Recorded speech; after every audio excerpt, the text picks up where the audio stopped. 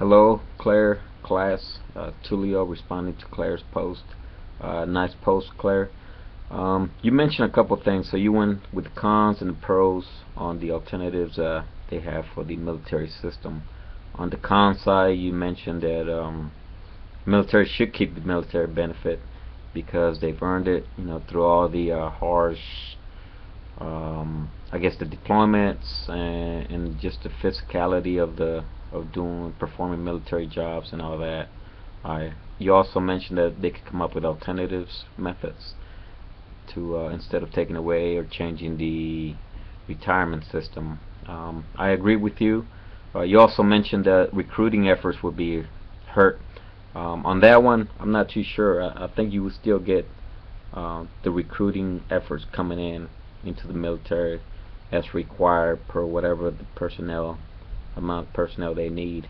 I think where they would hurt at if they were to change the current retirement system would be maintaining or keeping a mid-level to top-level leadership management skills, and some of those critical skills required from the mid-level that are technical, because they can just transfer right out with that skill and that knowledge, that training into the civilian corporation and get a job that pays as equal or if not more.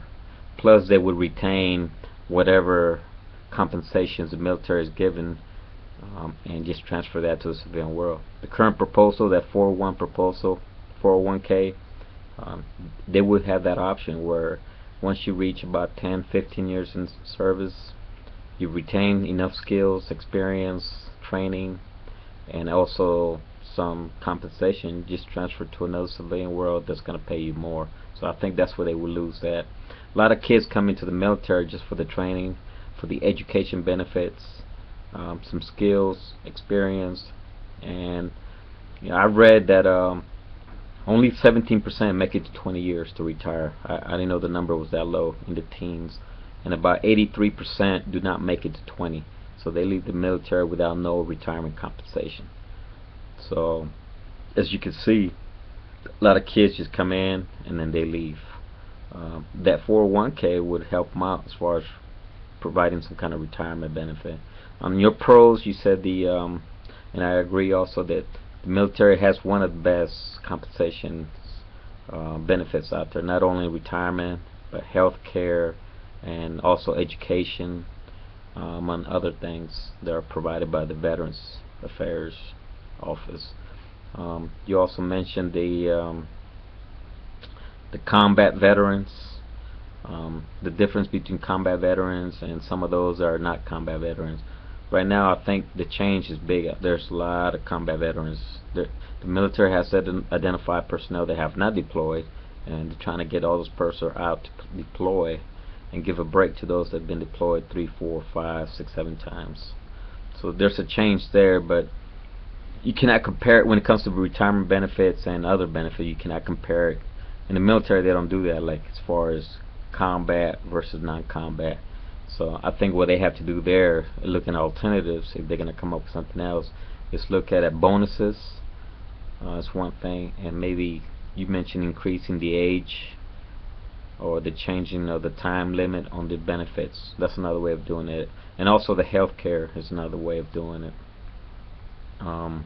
So the pros and the cons, we just covered those. Conditions in the military are kind of harsh, based on their MOS, their skills, their skill sets, and all that. I think the military benefit is better than the corporate world if you compare it side to side. You have young high school kids or even college kids coming into the military, and their benefits are set for them straight away. Where in the corporate world, you have to sort of work yourself up to a lot of those benefits, and it still doesn't compare. In the military, you can do 20 years, and that's 50% of your base pay for the rest of your life. Every year after that is 2.5%. You can go up to 30 years, and that's 75% already of your base pay for the rest of your life. That's pretty good. They say that what I've read is not even comparable to the civilian side. So some of the alternatives, I believe, are using bonuses, 401k, hitting the TRICARE health system, or even tweaking some other things, some other benefits. But right now, the military's gonna have to do something about it, to reduce that overhead, and also just to increase efficiency. If they stay with the current system, it's not gonna last. In 10 to 20 years, they're saying there's not gonna be money there to provide for our retirees. Just wanted to give you that quick thing, and I know you mentioned the board, the business board. They're advising the Secretary of Defense, and you've probably looked at all the data they've provided for the last 30 years, based on studies and all that, and it's written, the facts are there, so they're gonna have to do something about it. Alright, Claire, take care. I'm out.